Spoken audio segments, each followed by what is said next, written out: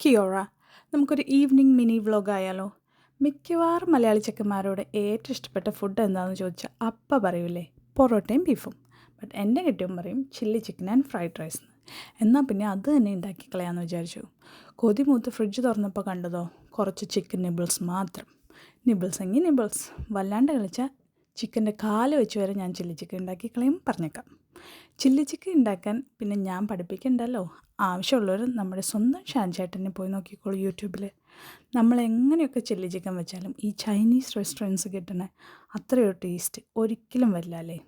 എനിക്ക് അങ്ങനെയാണ് എപ്പോഴും തോന്നാറ്. നിങ്ങൾക്കോ? പിന്നെ ഈ ഐറ്റം ഉണ്ടാക്കാൻ ഞാൻ വീട്ടിൽ തന്നെ ഉണ്ടായ വെരി ഓർഗാനിക്കായ തക്കാളി, ക്യാപ്സിക്കം, സ്പ്രിംഗ് അണിയൻ ഒക്കെയാണ് യൂസ് ചെയ്തത് കേട്ടോ. എല്ലാം കൂടെ റെഡിയാക്കി വന്നപ്പോൾ ഒരു സമയമായിരുന്നു. ബട്ട് സംഭവം സൂപ്പർ ടേസ്റ്റി ആയിരുന്നു.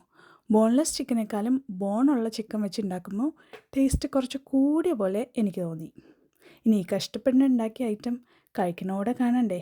വായിൽ ചെല്ലണേന് മുമ്പ് കൊച്ചിൻ്റെ എക്സ്പ്രഷൻ വന്നത് കണ്ടില്ലേ? അയ്യോ പോവില്ലേ, വയറിറങ്ങിയ സാഹചര്യത്തിൽ നമുക്കൊന്ന് കുളിച്ച് മെനയായിട്ടൊക്കെ വരാം. ഇനി വൃത്തിയായ സ്ഥിതിക്ക് നമുക്കൊരു സിനിമ കൂടെ കണ്ടു കളയാം. അങ്ങനെ ഞങ്ങൾ ഐഡൻറ്റിറ്റി മൂവി കാണാൻ ഇരുന്നതും തുടക്കം കുറച്ച് കണ്ടും മാത്രമേ എനിക്ക് ഓർമ്മയുള്ളൂ. ഞാൻ നല്ല ബേഷായിട്ട് കിടന്ന് അങ്ങോട്ട് ഉറങ്ങി. അപ്പോൾ ഇനി പിന്നെ കാണാം. ബൈ.